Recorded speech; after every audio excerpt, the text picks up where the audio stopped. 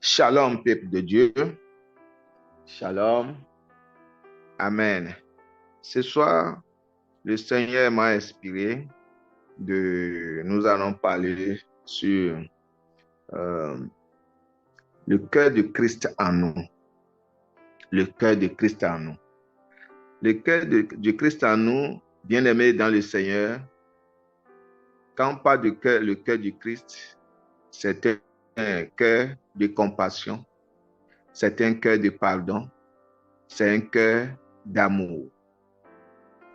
C'est un cœur qui aime. Vous voyez? Et le cœur pour Dieu, quand on parle de cœur, vraiment le cœur pour Dieu, c'est très important. Et parce que pour que l'Esprit de Dieu, pour que Dieu communique avec nous, bien-aimés dans le Seigneur, Dieu communique avec nous à travers cet élément qu'on appelle le cœur. Et c'est pourquoi dans le livre de Proverbes,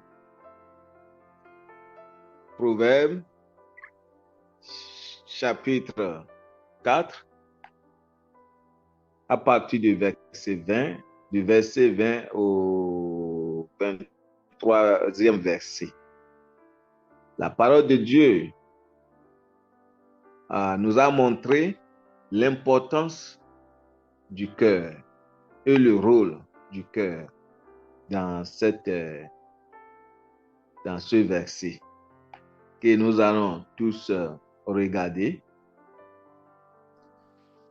À partir du verset 20 du Proverbe 4, je lis, il dit, « Mon fils, sois attentive à mes paroles. Prête l'oreille à mes discours, qui ne s'éloignent pas de tes yeux. Garde-les dans le fond de ton cœur, car c'est la vie pour ceux qui les trouvent. C'est la santé pour tous les corps. Garde ton cœur plus que toute autre chose, car de lui proviennent les sources de la vie. » Vous voyez, bien-aimé dans le Seigneur, vous voyez, quand le verset 20, la discussion a dit que mon fils, sois attentif pour que notre cœur soit comme celle de Dieu et celle du Christ.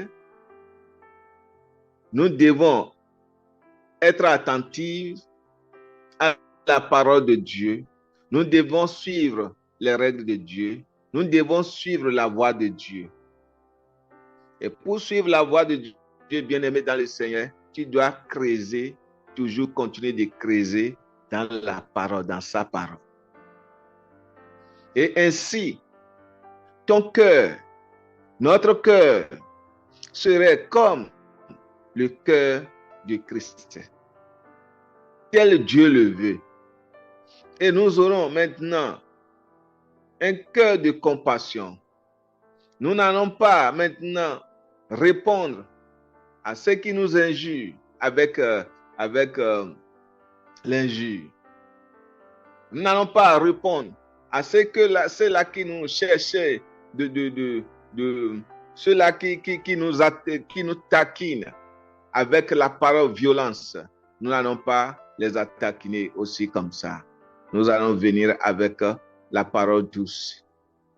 Et c'est ça le cœur du Christ.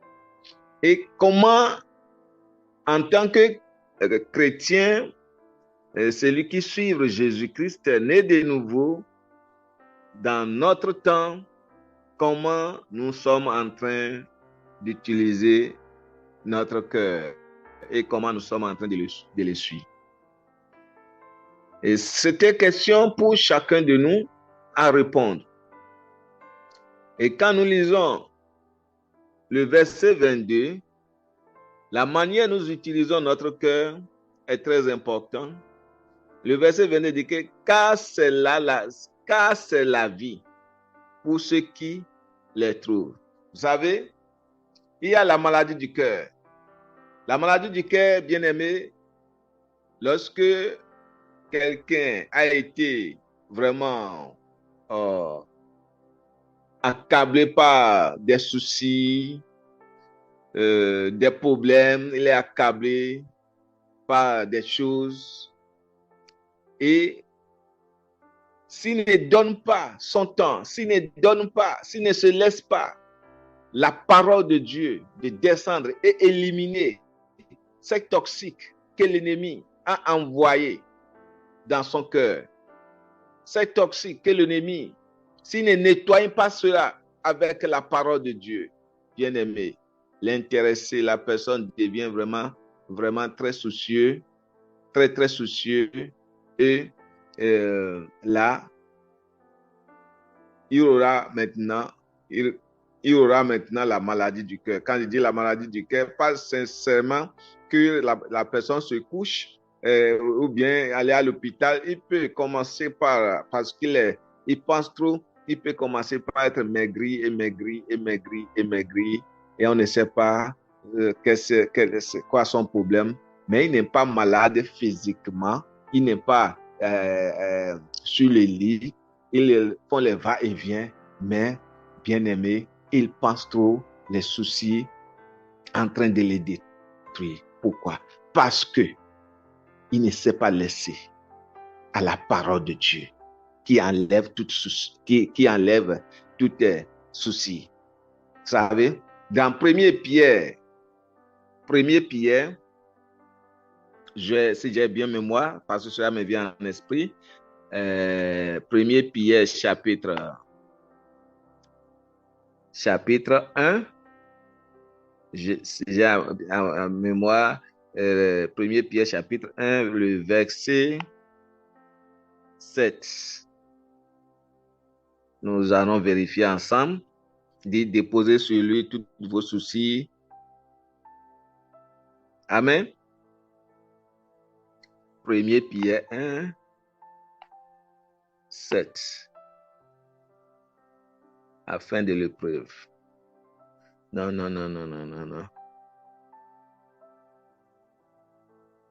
1 Pierre.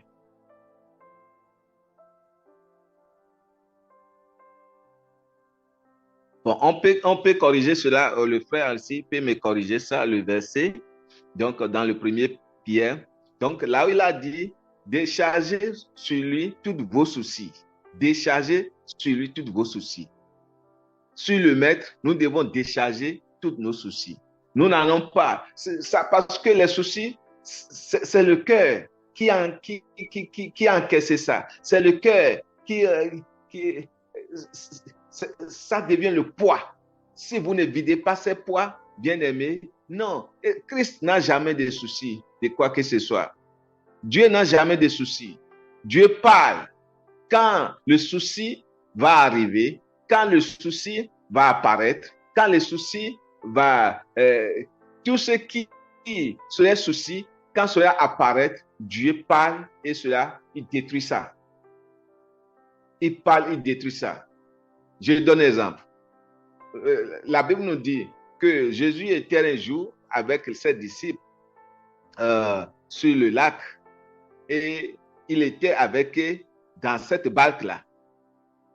Qu'est-ce qui s'est passé? Le vent, le tourbillon, le vent violent s'embarque sur eux de manière où ils voudraient renverser les barques. Mais bien aimé dans le Seigneur, c'était un grand souci. C'est qu'ils voudraient périr. Mais bien aimé, lorsque ces soucis, les disciples ne savent plus quoi faire. Ils étaient dépassés. Mais le maître présent, il a menacé le vent. Il avait dit que le vent s'est tué. Donc, Dieu est un Dieu vraiment de possibilités et il nous a donné même le même cœur. Vous savez, il nous a donné le même cœur de possibilités. Donc, ce qu'il a fait, nous pourrons le faire. Maintenant, de quelle manière nous utilisons notre cœur? Toi qui m'écoutes, comment tu utilises ton cœur? C'est ce qui est important. Matthieu chapitre 8. Non, Matthieu chapitre 15. Matthieu chapitre 15. Nous allons voir le verset.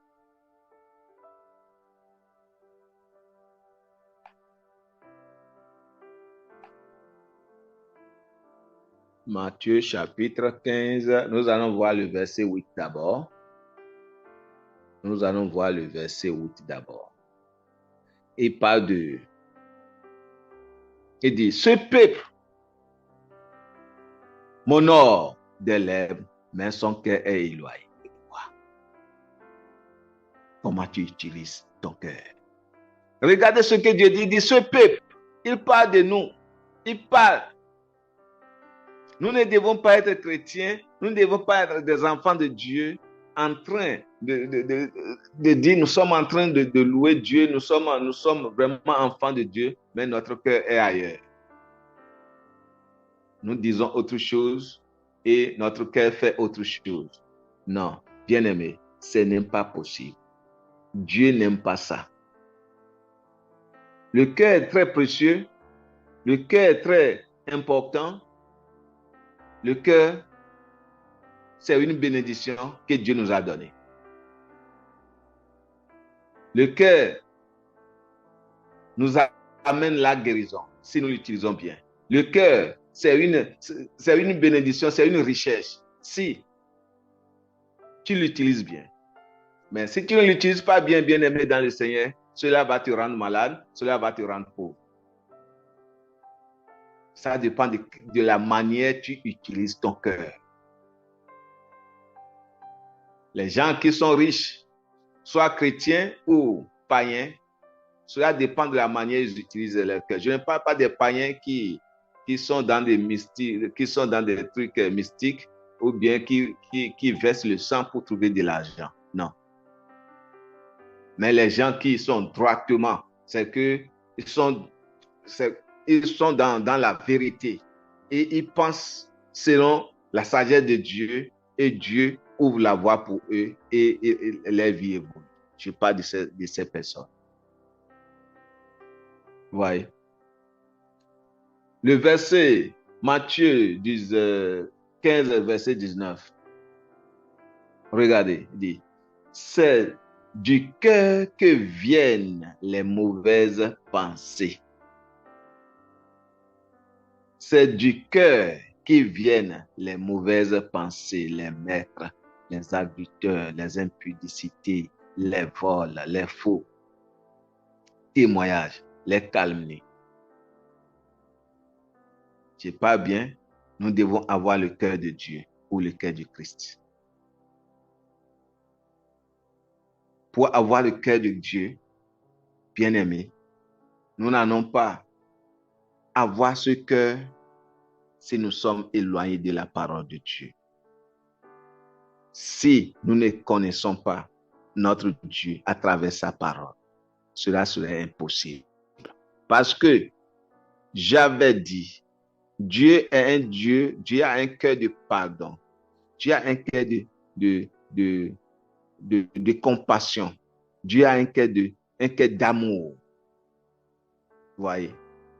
Donc, Dieu a un cœur de joie. Dieu n'a jamais le cœur de tristesse.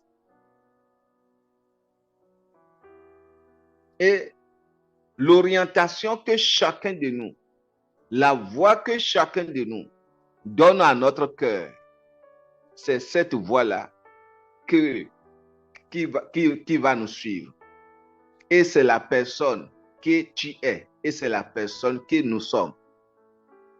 La personne qui est ton cœur, la personne que tu es à l'intérieur de ton cœur, c'est cela qui va se manifester physiquement au vu des hommes. Au vu des hommes. Et c'est pourquoi Matthieu nous dit ici, Matthieu 15, verset 19, nous dit que c'est du cœur que viennent les mauvaises pensées. Si tu as donné le chemin, si tu as laissé ton cœur ouvert à tout vent, à toute pensée, à toute chose, si tu as laissé la porte de ton cœur ouverte à toute chose, là, voilà ce qui va se passer. Il dit, c'est du cœur que viennent les mauvaises pensées, les maîtres, les adultères, les impudicités, les vols, les faux témoignages, les calomnies. Bien-aimé, à quelle porte tu as ouvert? Quelle porte tu as ouvert? Si tu ouvres la porte des mauvaises pensées, tu vas toujours avoir des mauvaises pensées sur les gens, sur ta femme, sur ton mari, sur tes enfants, sur tes amis, toujours mauvaises pensées. Si tu as laissé la porte ouverte aux esprits du maître, tu vas toujours penser comment détruire les gens. Tu serais à chaque moment, à chaque temps violent. Pourquoi? Parce que tu t'es laissé à cet esprit. Tu lui as ouvert la porte de ton cœur. Et l'esprit de violence va commencer par t'utiliser. Si tu as laissé ton cœur à l'esprit de drogue, bien-aimé, mais parce que tu as considéré le drogue, oui, ça va me faire du bien, oui, si je prends ça, oui, voilà, etc. Ça te trompe. Mais avec sa tromperie, qu'il est venu vers toi, et tu te laisses, bien-aimé, ta porte ouverte, voilà, tu vas rentrer dans ce drogue et ça va détruire ta vie. Alors, qu'est-ce qu'il fallait faire? Tu as besoin de Christ. Tu as besoin de la parole de Dieu. Tu as besoin de creuser. Oui, tu vas dire, oui, je suis toujours à l'église. Je suis toujours dans les groupes de prière. On prie, bien aimé. Oui, être à l'église n'est pas suffisant. Être vraiment dans les groupes de prière n'est pas aussi suffisant. Il faut creuser toi-même la parole de Dieu. Il faut chercher la parole. Il faut le chercher matin, midi, soir, à chaque instant, que tu as de repos. Il ne faut pas que cela s'éloigne de toi. C'est ce que Josué a dit. Dans Josué 1:8, c'est ce qu'il nous a dit. Il faut le chercher, ma soeur. Il faut le chercher. C'est elle qui donne la guérison. Jusqu'au moment, tu as vu. Jusqu'au moment, toi-même, tu as accepté ce que Christ a fait sur la croix de Golgotha. Quand il a dit, par mes maîtres ici, je vous ai déjà donné la guérison. Vous êtes guéris. Jusqu'au moment où cette guérison est devenue une réalité en toi, dans ton cœur, dans ton esprit. Je crois, cette maladie qui te ronge, ce problème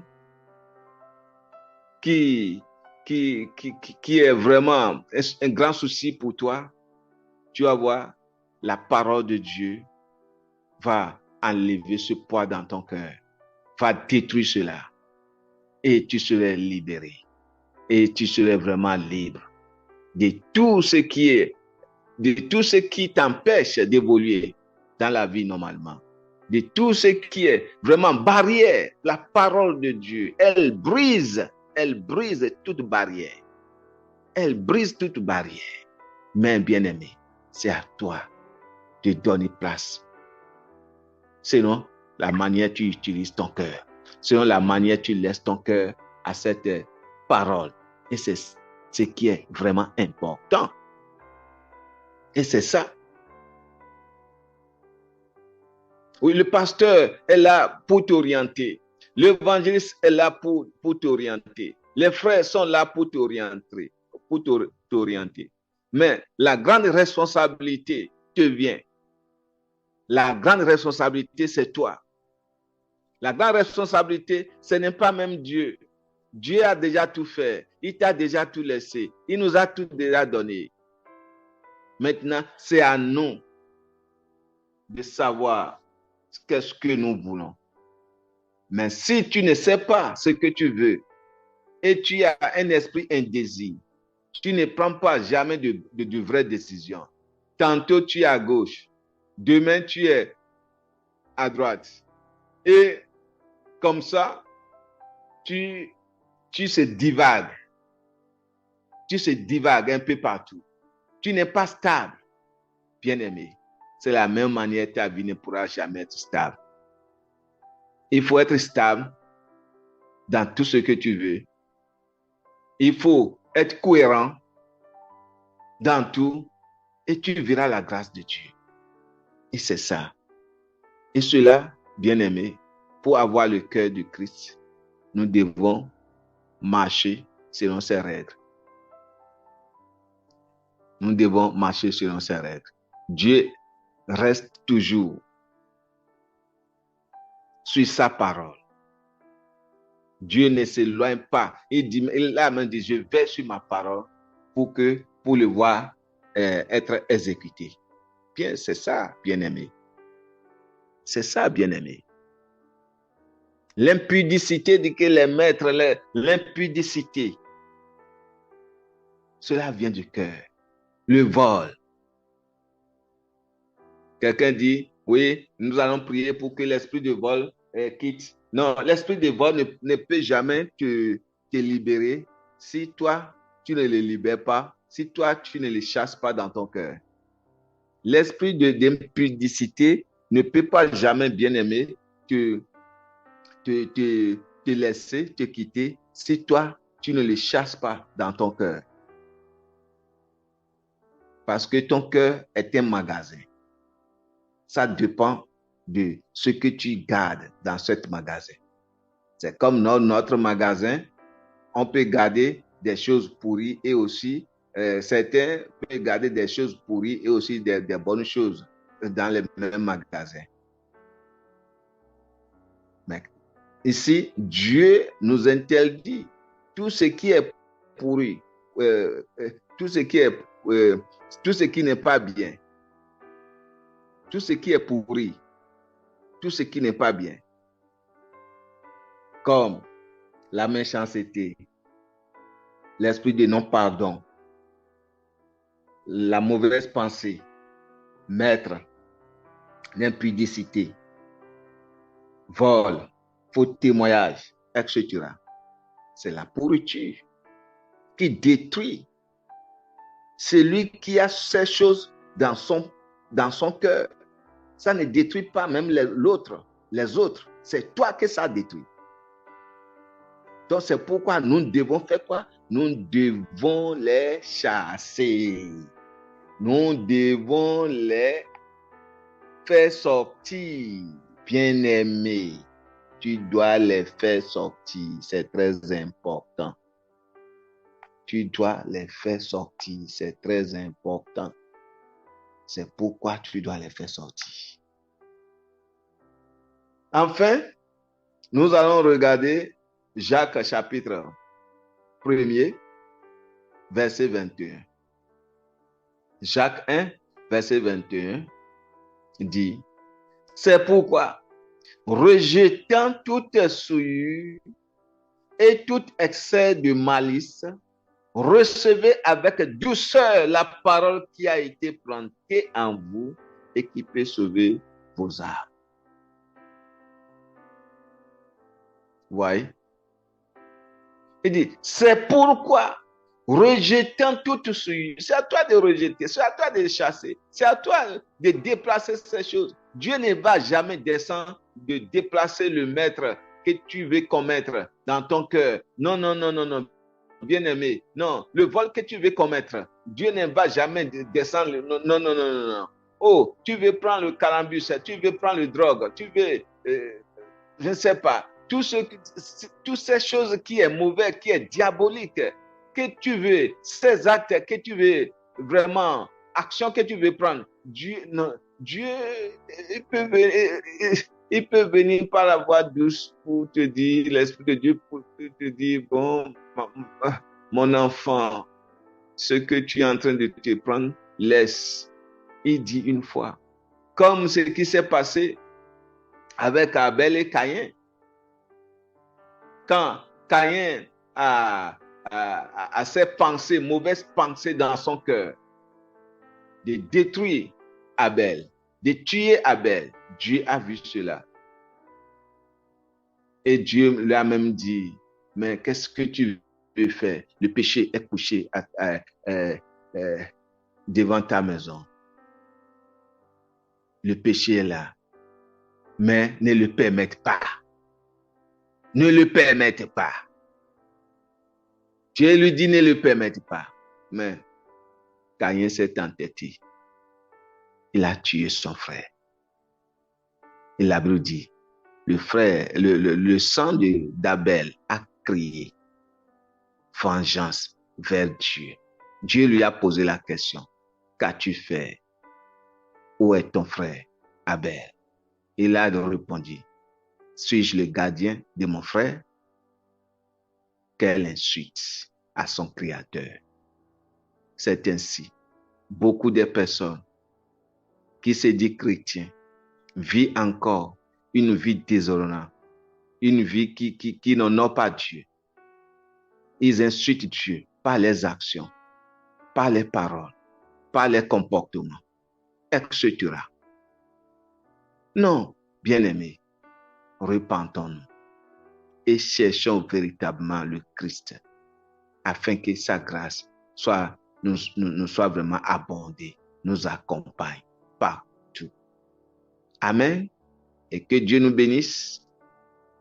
Et à la prochaine.